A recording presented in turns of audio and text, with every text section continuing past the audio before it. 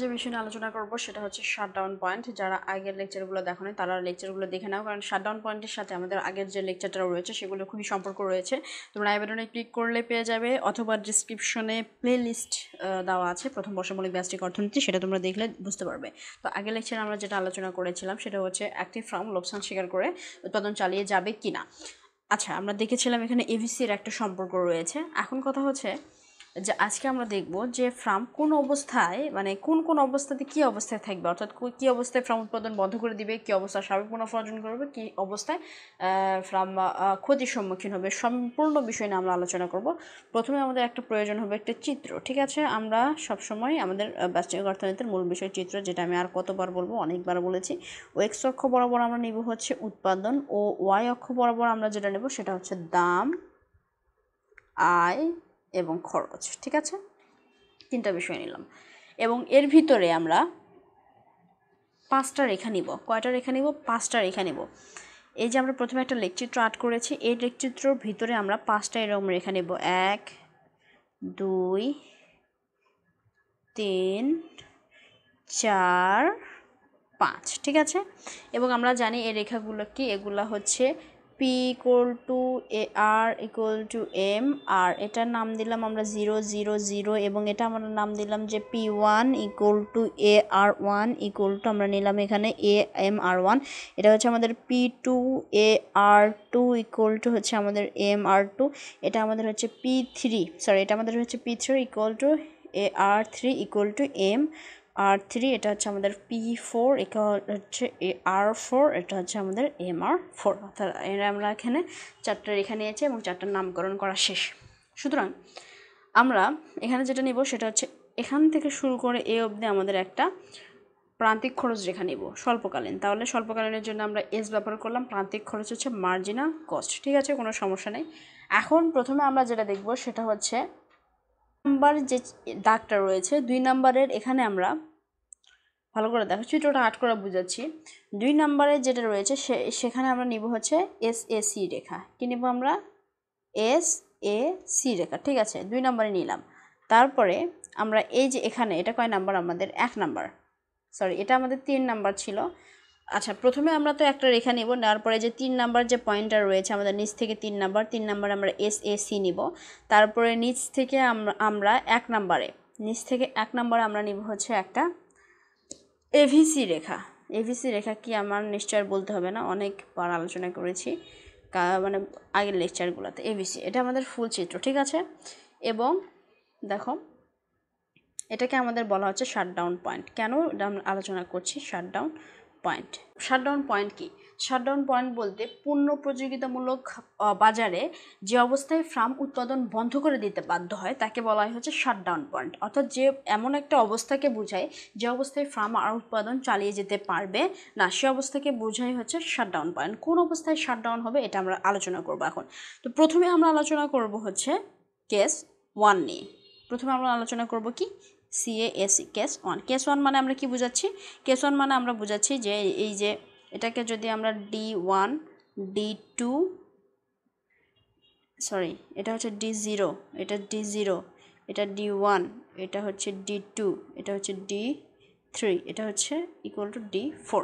তাহলে D4 এ যদি আমরা দেখি, যদি চাহিদা রেখা D4, চাহিদা রেখা D4 এ দেখো, D4 এর ক্ষেত্রে দেখো আমাদের এগুলো তো সবই আমাদের দাম রেখা, না? এগুলো আমাদের দাম গড়ায় প্রান্তিকায়, ঠিক আছে? এবং এটাকে চাহিদা রেখাও বলা হয়, এটা আমাদের চাহিদা রেখাও। তাহলে D4 অর্থাৎ এই রেখাকে যদি আমরা দেখি, একটু আলোচনা করি। দেখো এই রেখাতে আমাদের পিটা দেখো P4 গ্রেটার দেন আমাদের হচ্ছে AC, অর্থাৎ দাম, আমাদের দামটা কি খরচের থেকে বেশি। খরচ রেখাটা কি? দেখো এই যে খরচ রেখা আছে এটা, এবং দাম রেখাটা কি? এটা। তার মানে খরচ এখানে এবং দাম এখানে, দামটাই আমাদের খরচের থেকে বেশি। তার মানে এখানে আমরা কি করতে পারি?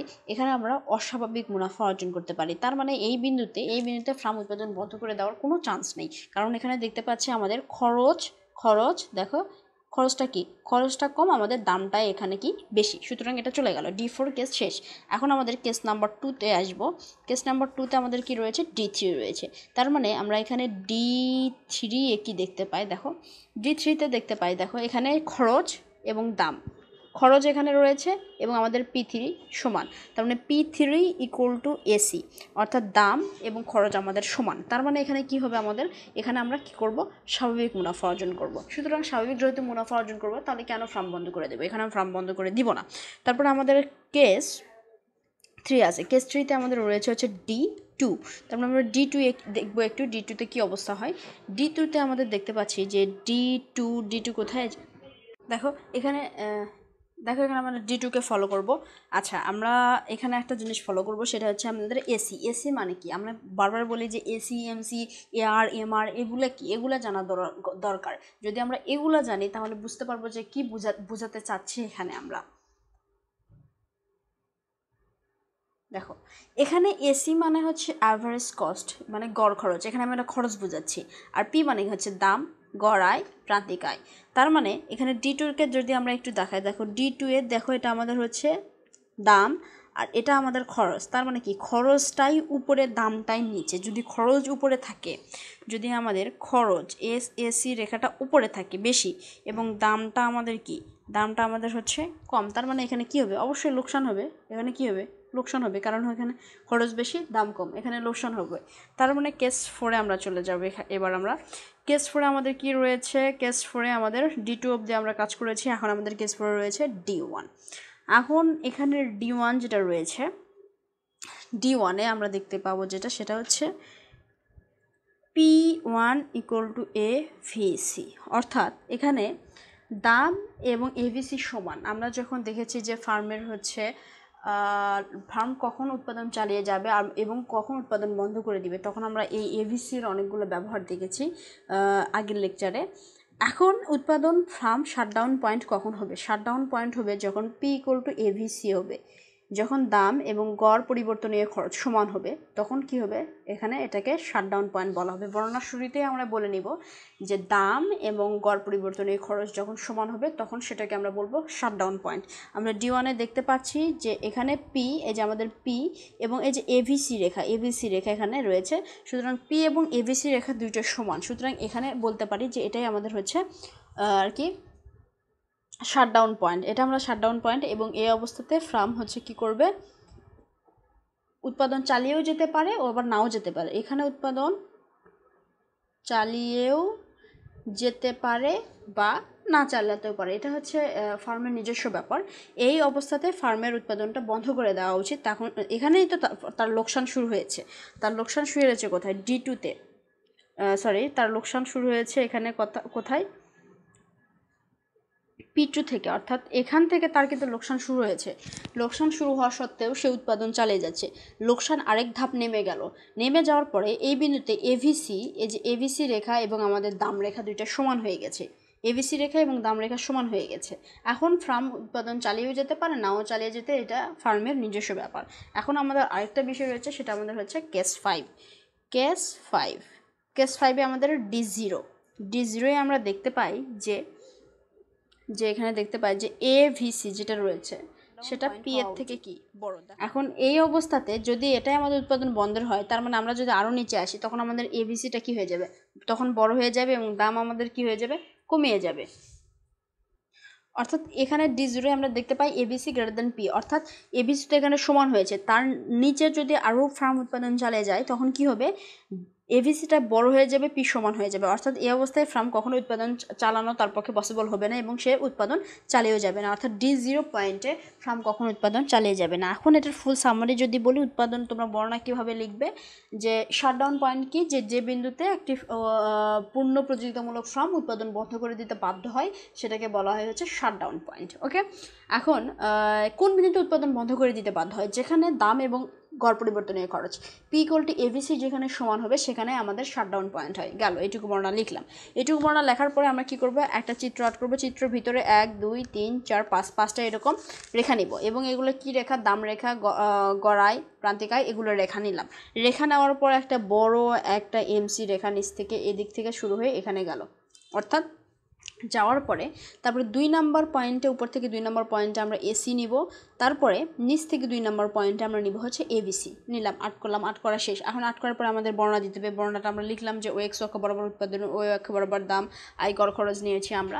তারপরে চিত্রের বর্ণনা এটা লিখে লিখবো কেস 1। কেস 1-এ আমাদের কি রয়েছে, D4 রয়েছে। D4-এ কি হয়েছে আমাদের, এই যে পিটা রয়েছে আমাদের, পিটা এবং এখানে যে খরচ রয়েছে সেটা এখানে, অর্থাৎ এখানে দাম বড় এবং খরচ কি ছোট। দাম হচ্ছে এখানে আমাদের বড়, খরচ ছোট। পি গ্রেটার দ্যান এসি, অর্থাৎ দাম বড়, এটা হচ্ছে আমাদের বড় এবং এসি আমাদের এখানে কি ছোট। যেহেতু আমাদের দাম বড় এবং খরচ ছোট, এসি মানে কি খরচ, গড় খরচ, তার মানে যেহেতু আমাদের এখানে দাম বড় এবং খরচ ছোট, সেহেতু এখানে অস্বাভাবিকভাবে কি করব আমরা, মুনাফা অর্জন করব। গেল একটা লাইন।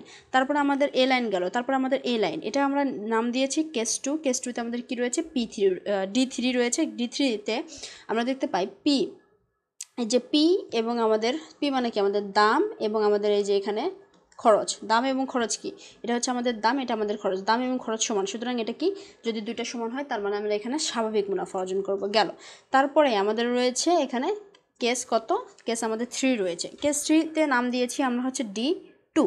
ঠিক আছে, D2-তে আমরা দেখতে পাই যে পি এবং খরচ, আমরা সবসময় তুলনা করব খরচের সাথে। খরচ এবং দাম কোথায়, এখানে দেখতে পাচ্ছি খরচ উপরে দাম নিচে, খরচ উপরে দাম নিচে। খরচ এখানে কি রয়েছে, উপরে, দাম নিচে রয়েছে। যদি খরচটা উপরে থাকে এবং দাম নিচে থাকে তার মানে এখানে ক্ষতি হয়েছে। ঠিক আছে, তার মানে এই বিন্দুতে অর্থাৎ আমাদের P2-তে বলতে পারি যে এখানে আমাদের কী হয়েছে, লোকসান হয়েছে, লোকসান হলো। তারপরে কি আমাদের কেস 4-এ রয়েছে। কেস 4-এ আমরা কি দেখতে পাই যে পি, এই যে আমাদের পি এবং এভিসি কি হয়, এখানে সমান হয়। আমরা বলেছি পি এবং এভিসি যেখানে সমান হবে সেটা আমাদের শাটডাউন পয়েন্ট, সুতরাং এটা আমাদের শাটডাউন পয়েন্ট গেল। তারপরে D0 যে পয়েন্টটা রয়েছে সেখানে আমাদের কি দেখতে পাই যে এভিসি গ্রেটার দেন পি, অর্থাৎ এই পয়েন্টের ফার্ম উৎপাদন চালিয়ে যাবেন, এখানে ফার্ম উৎপাদন বন্ধ করে দিবে। তাহলে শাটডাউন পয়েন্ট কোনটা আমরা পেলাম, শাটডাউন পয়েন্ট পেলাম আমরা কেস 4-এ, যেখানে পি ইকুয়াল টু এভিসি হবে, এটা আমাদের শাটডাউন পয়েন্ট। আমি তোমাদেরকে বোঝানোর জন্য বই থেকে একটু দেখাবো। দেখো, তোমরা যদি বইটা একটু দেখো। আচ্ছা, আমি তোমাকে বোঝানোর জন্য একটু বই দেখাচ্ছি। দেখো, আমি যে চিত্রটা আর্ট করেছি এখানে শাটডাউন পয়েন্টের, এখানে সেই শাটডাউন পয়েন্ট রয়েছে এবং তোমরা যদি নিচে দেখো যে চিত্রের বর্ণনা, ইয়েস, যে কেস 1-এ কি রয়েছে, যে কেস 1-এর পি গ্রেটার দেন এভিসি, এখানে স্বাভাবিক না অস্বাভাবিক যেগুলো আমি বললাম। আচ্ছা, এবং তারপরে এখানে দেখো যে কেস 3 রয়েছে, কেস 4 রয়েছে, কেস 5 রয়েছে। সুতরাং আমি আশা করছি তোমরা বুঝতে পেরেছো। আর এখানে আমাদের আলাদা করে কিছু বলতে হবে না, আমরা শীঘ্রই নেক্সট লেকচারে হাজির হবো। সে পর্যন্ত সবাই ভালো থাকো, সুস্থ থাকো এবং আমাদের এই চ্যানেলটাকে সাবস্ক্রাইব না করে থাকলে আমাদের এই ইকোনমিক্স লাইব্রেরিটাকে একটা সাবস্ক্রাইব, এবং তোমাদের যে বন্ধুরা তোমাদের সাথে পড়াশোনা করছে তাদেরকে যদি তুমি জানাতে চাও তাহলে আমাদের এই ভিডিও লেকচারটা তাদের কাছে শেয়ার করতে পারো। Thank you so much.